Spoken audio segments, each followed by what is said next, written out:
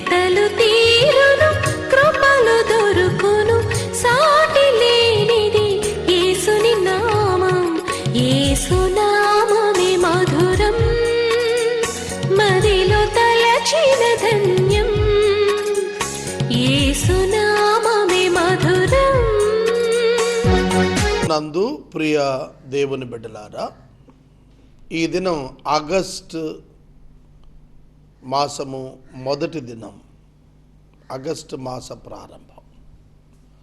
ఈ 31 దినాలు ప్రభువు సహాయం చేసేటట్లు, కనికరం చూపేట్లు ప్రార్థన చేద్దాము. ఈ దినం ఎపిసోడ్ సహకారం ఇస్తున్నటువంటి కుటుంబం పతెబాద నివాసితులు శ్రీ ఇందుపల్లి ప్రకాష్ కుమార్ గారు, సుదర్శిని గారు, వారి ద్వితీయ కుమార్తె అల్లుడు గారు lion doctor Pachigalla Avinash, lion doctor Pachigalla Annie Preethi గార్ల ఏకైక కుమారుడు, పచ్చిగళ్ళ ఆర్యన్ డానియల్ 2వ జన్మదినం సందర్భంగా సహకారం ఇస్తున్నారు. మరియు కుటుంబ సభ్యులు ఆదిమళ్ళ ప్రవీణ్ కుమార్ గారు, స్టేట్ బ్యాంక్ మేనేజర్, మరియు శ్రీమతి ఆదిమళ్ళ జెస్సీ సౌమ్య గారు, ఇందుపల్లి డాక్టర్ ఇందుపల్లి క్రిస్టినా కీర్తన గారు సహకారం అందిస్తున్నారు. దేవుడు ఆర్యన్ డానియల్ గారికి మంచి ఆరోగ్యము, వయసులో, జ్ఞానములో, దేవుని దయలో, మనుషుల దయలో పెరిగి వృద్ధి చెందే భాగ్యము ఇవ్వాలని హృదయపూర్వకంగా నేను ప్రార్థిస్తున్నాను. ప్రకాష్ కుమార్ గారికి, సుదర్శిని గారికి, మరియు యానీ ప్రీతి గారు, అవినాష్ గారికి ప్రత్యేక ధన్యవాదాలు. జన్మదినంలో నూతన దయా కిరీటం పొందిన చిన్నబిడ్డ ఆర్యన్ డానియల్కు ప్రత్యేక దైవాశీస్సులు ప్రార్థన. మమ్మలను మిక్కిలిగా ప్రేమిస్తున్న మా ప్రియ పరలోకపు తండ్రి, మీకు వందనాలు, స్తోత్రాలు చెల్లిస్తున్నాము. నేటి వాక్య ధ్యానము ద్వారా మాతో మాట్లాడాలని ప్రార్థిస్తున్నాము. నూతన మాసం కొరకు కృతజ్ఞతలు. ఈ మాసము మీ కృపలో మమ్మలను వర్ధిల్ల చేయండి. నీ చిత్తము నెరవేర్చుట మాకు నేర్పండి. ప్రభువా, ప్రత్యేకముగా ఆర్యన్ డానియల్ పచ్చిగళ్ళ కొరకు ప్రార్థిస్తున్నాం. బిడ్డను జ్ఞాపకం చేసుకుని ఇచ్చిన 2 సంవత్సరాలు ఆయుష్ను బట్టి, సంవత్సరము అను దయా కిరీటమును బట్టి కృతజ్ఞతలు. ఆర్థిక సహకారం ఇచ్చిన కుటుంబాన్ని మీరు దీవించండి. మీ చేతులకు మమ్మల్ని సమర్పించుకుంటున్నా. ఘనత, మహిమ, ప్రభావాలు మీరు పొందండి. యేసు నామమున అడుగుచున్నాం తండ్రి, ఆమెన్. ప్రియమైన దేవుని బిడ్డలారా, గలతీ పత్రిక, పరిశుద్ధుడైన పౌలు గారు రాసిన గలతీయులకు రాసిన పత్రిక 2వ అధ్యాయము మీ ఎదుట ఉంచుకోనండి. గలతీ పత్రిక మనము 7-8 దినాలు మనము మొదటి అధ్యాయం ధ్యానించాం. 3 రిపీట్స్ పడ్డాయి. 2వ అధ్యాయము గంభీరమైనటువంటి అధ్యాయము. ఈ అధ్యాయంలో 21 వచనాలు ఉన్నవి. ఈ 21 వచనాలలో పౌలు చాలా విశేషమైనటువంటి సమాచారాన్ని ఉంచాడు. ఇది ఒక్క మాటలో చెప్పాలంటే, మనకు మొదటి అధ్యాయంలో పౌలు గారు ఆయన అరేబియాకు వెళ్ళి 3.5 సంవత్సరాలు గడిపినది, ప్రభువుతో గడిపినది. తదుపరి రెండవదిగా అపోస్తలులను యెరూషలేము వెళ్ళి కేఫాను కలుసుకున్నది యాకోబును చూచినది. ఆ నేపథ్యంలో మూడవది ఆయన చెబుతున్నది ఏమిటంటే, పేతురు పౌలును దర్శించటానికి వచ్చినటువంటిది అన్యజనుల యొక్క భోజనశాల.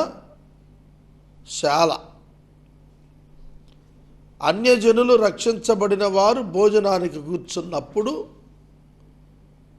ఏ భేదం లేదు అని, క్రైస్తవులమని, మతభేదం లేదు అని ప్రకటించుకున్నటువంటి పేతురు, కేఫా అంటే పేతురు,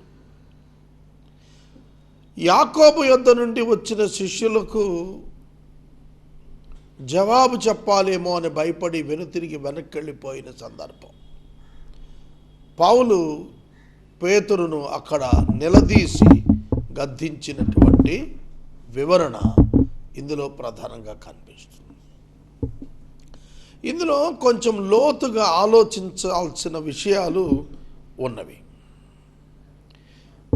కనుక క్రియల చేత నీతిమంతులముగా తీర్చబడము అనేటువంటి సత్యము ప్రకటిస్తున్న మనము ఏ విధముగా క్రియల చేత నీతిమంతులవుతామనేది ఆచార భక్తి వల్ల కలుగుతుందనేది నువ్వు ఎట్లా బోధిస్తావు అనేది మేజర్ కాన్ఫ్లిక్ట్ అక్కడ. కనుక ఈ అధ్యాయం బైబిల్లోనే ఒక విశిష్టమైన అధ్యాయం. ఏ కాన్ఫ్లిక్ట్ బిట్వీన్ టూ అపోస్టల్స్, ఇద్దరు అపోస్తలుల మధ్యన వివాదం, దాని యొక్క మూలం, దానికి ఉన్నటువంటి మెరిట్ డిమెరిట్ అన్నీ కూడా చూస్తాం. కనుక రెండవ అధ్యాయం 1వ వచనం నుండి 10వ వచనం వరకు మనం చూస్తున్నప్పుడు పౌలు గారు 14 సంవత్సరములైన తరువాత నేను తీతును వెంటబెట్టుకొని బర్నబాతో కూడా యెరూషలేమునకు తిరిగి వెళ్ళి తిని, దైవ దర్శనము ప్రకారమే వెళ్ళి తిని, మరియు నా ప్రయాసము వ్యర్థమైపోవునేమో లేక వ్యర్థమైపోయినదేమో అని నేను అన్యజనులలో ప్రకటించుచున్న సువార్తను వారికిని, ప్రత్యేకముగా ఎన్నికైన వారికిని విశదపరిచితిని. ఆయనను నాతో కూడా ఉన్న తీతు గ్రీసు దేశస్థుడైనను అతడు సున్నతి పొందుటకు బలవంత పెట్టబడలేదు. ఇక్కడ ఒక ప్రాముఖ్యమైనటువంటి సిద్ధాంతపరమైన విషయం చెప్పాలి. అదేమిటంటే, యూదుల ఆచారం క్రైస్తవ్యములోనికి నడిపించబడిన వారు యూదా మత ఆచారాల ప్రకారం చేయనక్కరలేదు అనే ఒక పెద్ద విప్లవాత్మకమైన బోధ పౌలు తీసుకొచ్చాడు. అపోస్తలులు మీరు గమనించాలి, కొంచెం వివరాలు చెబుతాను వినండి. అపోస్తలులు ఏం చేస్తున్నారు? 2వ అధ్యాయం అపోస్తల కార్యముల గ్రంథములో సంఘము ఏర్పడిన తరువాత they practiced the Christian faith and also they practiced the practices of the religion of Judah. యూదా మతంలో ఉన్న కొన్ని ఆచారాలు వాళ్ళు కంటిన్యూ చేశారు. చాలా జాగ్రత్తగా వినాలండి. మీకు ఇంకొక చోట ఈ బోధ దొరకకపోవచ్చేమో, జాగ్రత్తగా వినాలి. అపోస్తలులు వారు రక్షించబడ్డారు, వారు పరిశుద్ధాత్మ చేత నింపబడ్డారు, సువార్త ప్రకటన పేతురు గారు ప్రారంభించారు. 3000 మంది మారారు 2వ అధ్యాయంలో. 3వ అధ్యాయం అపోస్తల కార్యములు మీరు చూస్తే మధ్యాహ్నము వేళ 3 గంటలకు ప్రార్థనా సమయమున వారు శృంగారమున దేవాలయంలోనికి వెళ్తున్నారు. ఆగుదాం అక్కడ. 3 గంటలకి ప్రార్థనకు వెళ్ళటం యూదా మతాచారం కదా, అవునా కాదా? అవును. మరి వాళ్ళు ఎందుకు వెళ్తున్నారు? అక్కడ కాన్సెప్ట్ ఏంటంటే వారు తమ యొక్క విశ్వాసమును వ్యక్తపరచడానికి, వారు తమ యొక్క నూతన బోధను వారికి యూదులకు అందచేయటానికి, వారు నివసిస్తున్న స్థలం అందచేయటానికి పరిశుద్ధాత్మ శక్తి చేత వారు నడిపించబడుతున్నటువంటి వారై దేవాలయములో కూడా యేసుక్రీస్తు ప్రభువును గూర్చిన ఘనమైన సత్యము ధృవీకరించబడేటట్లు వాళ్ళు మందిరానికి వెళ్ళారు. అది వారి internal feeling and internal concept అయి ఉండొచ్చు. కానీ బయటకు చూస్తే వాళ్ళు మతాచార ప్రకారం వెళ్ళినట్టు కనపడుతుంది. వెళ్ళకూడదు అని భీష్మించు కూర్చోవాలి అని అనొచ్చు కదా, అలా చేయలే. అలాగే అపోస్తలుల కార్యం 10వ అధ్యాయంలో మధ్యాహ్నం 3 గంటలకు పేతురు ప్రార్థనలో ఉన్నట్టుగా మనం కనబడుతుంది. అలాగే అపోస్తలుల 16వ అధ్యాయంలో మనం చూస్తే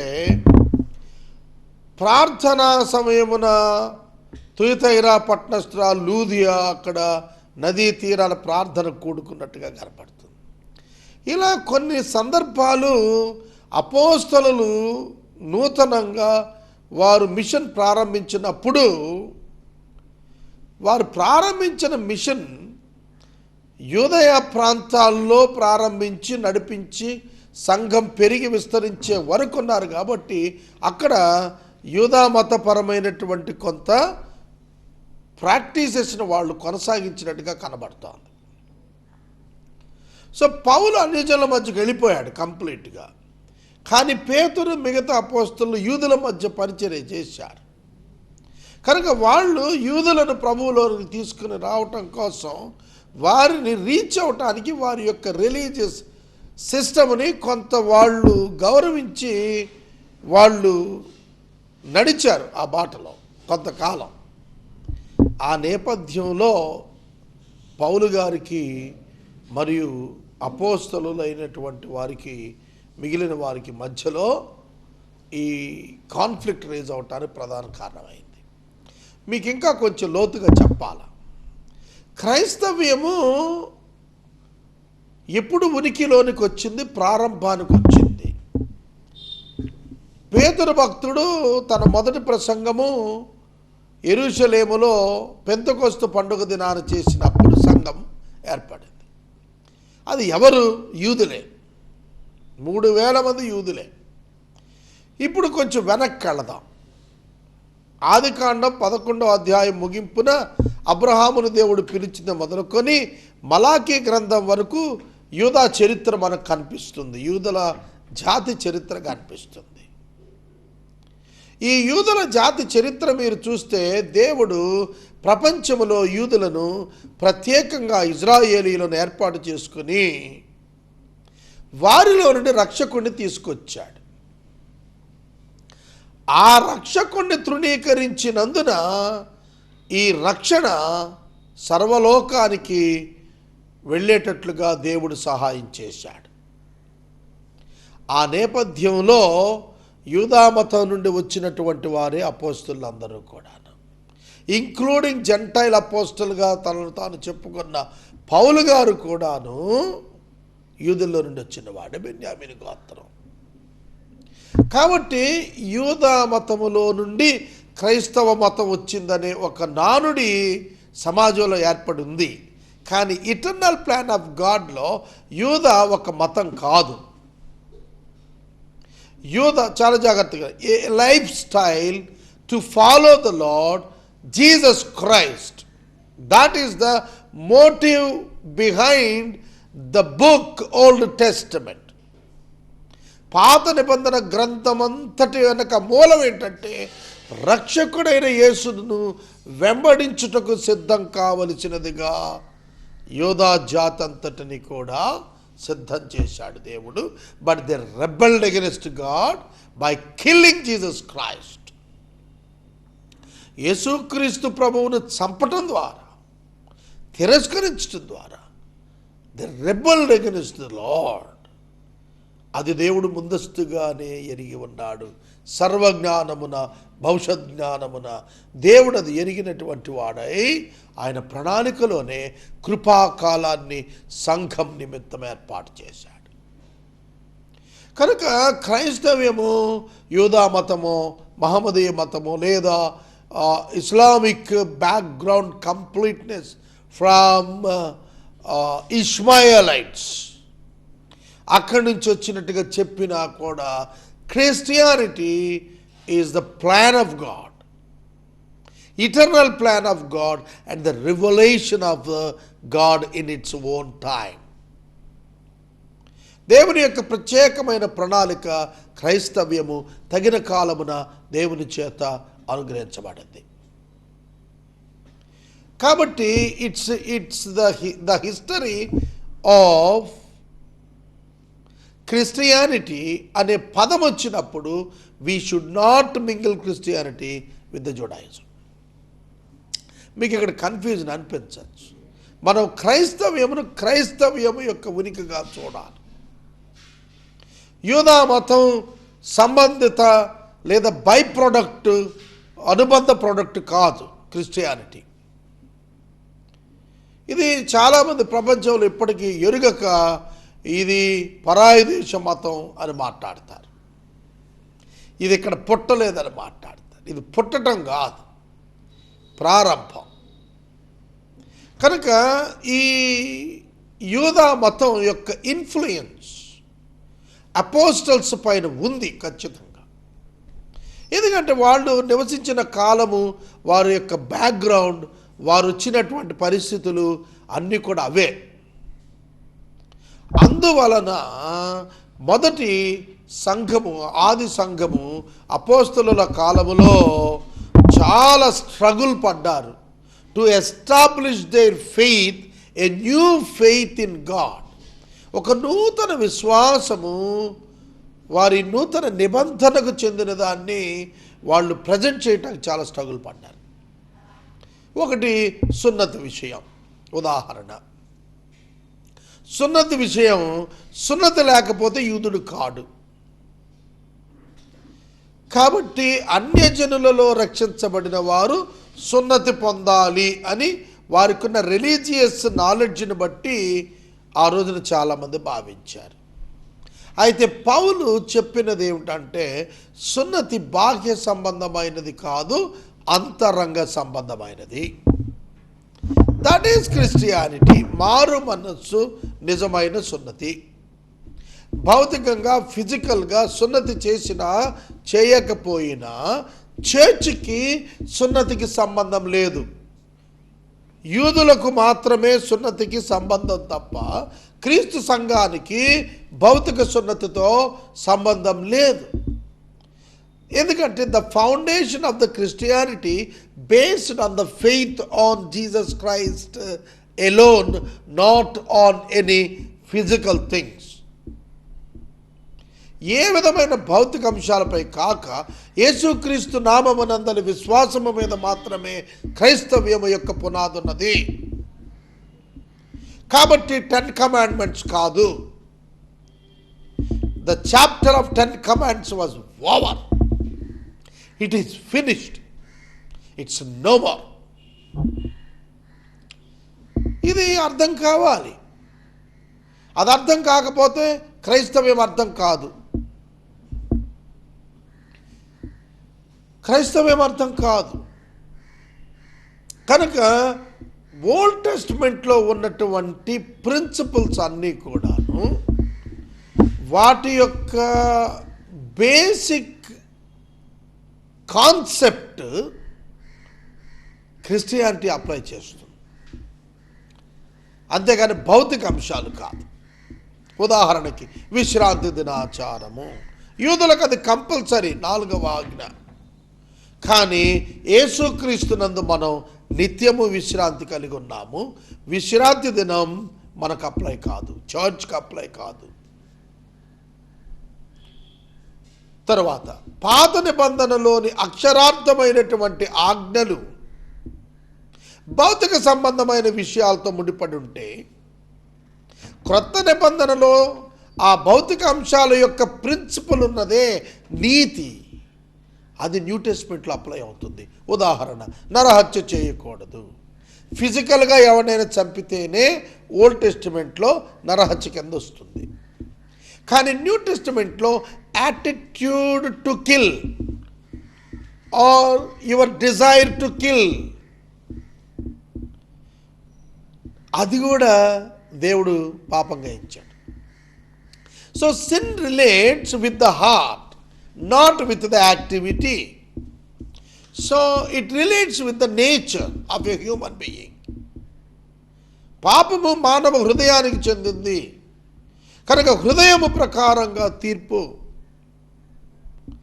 ఈ new revolution deepest spiritual religious, deepest spiritual righteousness క్రిస్టియానిటీలో బహిర్గతమైంది. కనుక New Testament is entirely different from Old Testament and the practices of Judaism. క్రైస్తవ్యము క్రొత్త నిబంధన పూర్తిగా భిన్నమైంది, పాత నిబంధనతో పొందలేదు. కాబట్టి it's a new concept, it's a new revolution. క్రొత్త ప్రత్యక్షత, క్రొత్త నిబంధన, క్రొత్త అనుభవము, పరిశుద్ధాత్మ చేత భాగస్వామ్యం, ఆత్మ అనుభవం. ఇది ఓల్డ్ టెస్ట్మెంట్లో లేదు. కాబట్టి ఇక్కడే ఒక పెద్ద అగాధం అపోస్టల్స్ మధ్యలో రావటానికి కారణమైంది. అపోస్టల్స్కి ట్రూత్ తెలిసిన కొన్ని సందర్భాల్లో వెనుకంజ వేశారనేది కనిపించింది. అందుకే 14 సంవత్సరాలు అయిన తర్వాత తీతుకు నేను వెంటబెట్టుకొని బర్నబాతో కూడా యెరూషలేముకి వెళ్ళాను. దైవ దర్శనం ప్రకారమే వెళ్ళాను. సువార్తను వారికి ప్రత్యేకంగా నేను విశదపరిచాను. అన్యజనుల్లో నేను ప్రకటిస్తున్న సువార్త, అన్యజనుల్లో నేను ప్రకటిస్తున్న సువార్త ఏమిటా సువార్త అంటే salvation through justification by faith, విశ్వాసము ద్వారా నీతిమంతులై రక్షించబడుట అనే ఒక గొప్ప నూతన నిబంధన ఫౌండేషన్ పునాది పౌలు విశదపరిచాడు. తీతు గ్రీకు దేశస్థుడుగా ఇక్కడ చెబుతున్నాడు. గ్రీసు దేశస్థుడు తీతుకు పౌలు గారు ఒక పత్రిక కూడా రాశాడు, తీతుకు పత్రిక. పౌలు చెబుతున్న తీతు జెంటైల్, అన్యుడు. ఈ తీతు ప్రభువును వెంబడించాడు పౌలు గారితో కలిసి. అతడు సున్నతి చేయబడవలెనని బలవంత పెట్టబడలేదు. సున్నతి చేత అన్యులు యూదా మతంలో చేరబడటం లేదు కదా, మరి అటువంటిప్పుడు సున్నతి సంగతి ఎందుకు వచ్చింది? కానీ అనేకులు సున్నతి పొందుతున్నారు, అనేకులు సున్నతి పొందారు. అలాగే తల వెంట్రుకలు కత్తిరించుకొనుట అంటే మొక్కుబళ్ళు మీద ఒక కాన్ఫ్లిక్ట్ రైజ్ అయింది. అలాగే విగ్రహార్పితం భోజనం మీద ఒక కాన్ఫ్లిక్ట్ రైజ్ అయింది. న్యూ టెస్టిమెంట్ ఫస్ట్ సెంచరీ చర్చిలో చాలా చాలా చాలా విభేదాలు సంఘాల మధ్యలో వచ్చాయి. ఒక సంఘంలో వ్యభిచారం జారత్వం చేస్తున్న వాడిని కంటిన్యూ చేశారు, ఎక్స్పెల్ చేయకుండా. పౌలు దాన్ని ఖండించాడు. ఓల్డ్ టెస్ట్మెంట్లో యూదులైతే చంపేసేవాడు.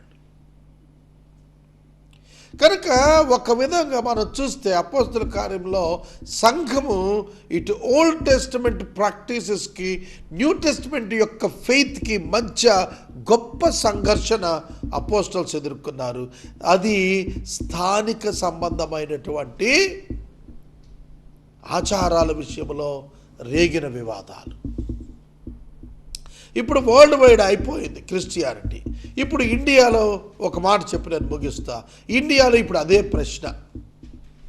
ఇప్పుడు ఆ రోజున యూదులలో ఎలాంటి మొట్టమొదట వ్యతిరేకత వచ్చింది, ఒక కొత్త మతం వచ్చింది, వీళ్ళు బోధిస్తున్నారు, మన మతాన్ని పాడు చేస్తున్నారని ఆ రోజున ఉధృతంగా ఉన్న సువార్తీకరణను బట్టి యూదులు ఇచ్చినట్లే ఈనాడు భారతదేశంలో సువార్థీకరణను క్రైస్తవేతర ప్రజలలోని నాయకత్వాలు, మత నాయకత్వాలు ఇవాళ దాని మీద మాట్లాడుతున్నారు.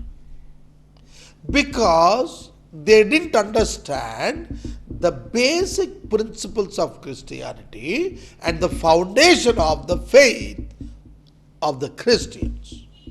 క్రైస్తవుల యొక్క విశ్వాసము యొక్క పునాదులు, విశ్వాసము యొక్క మూలముల యొక్క నియమములు క్రైస్తవేతర సోదరుల భారతదేశంలో ఎరుగకపోవుట వలన ఇది రిలీజియస్ కాన్ఫ్లిక్ట్ అనే భావనకు నేటి క్రైస్తవేతర భారత సమాజం ఆలోచిస్తున్నారు.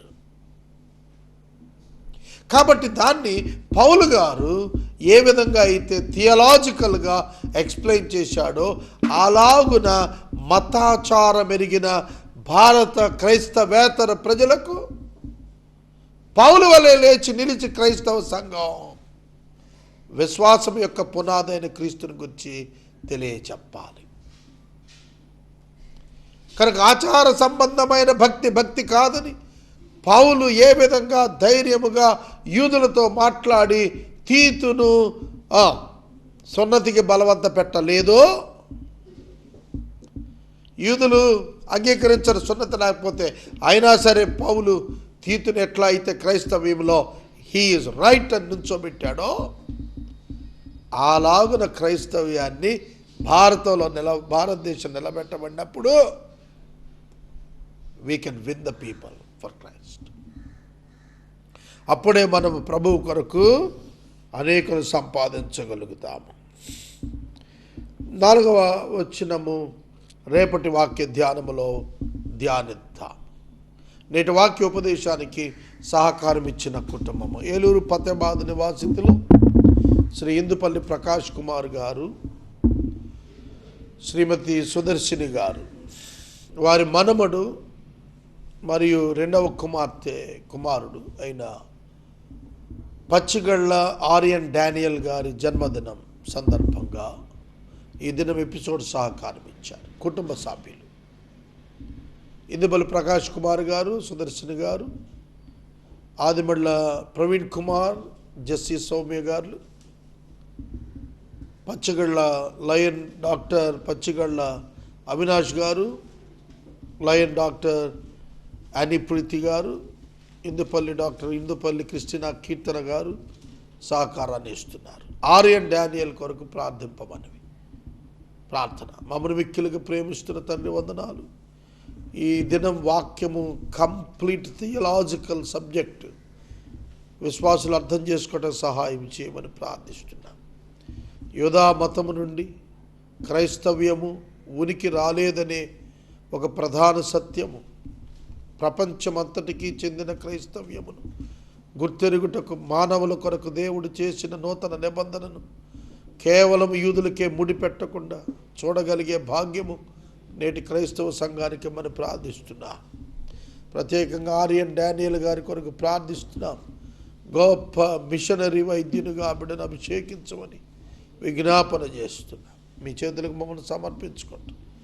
మా ప్రేక్షకులను ఆశీర్వదించమని, సహకారం ఇచ్చిన ప్రకాష్ కుమార్ గారి కుటుంబాన్ని దీవించమని యేసు నామమున అడుగుచున్నాం తండ్రి, ఆమేన్. తండ్రి దేవుని ప్రేమ, కుమారుని యేసయ్య కృప, పరిశుద్ధాత్మ దేవుని యొక్క అన్యోన్య సహవాసము సదాకాలం మనందరికీ తోడై ఉండును గాక. ఆమేన్.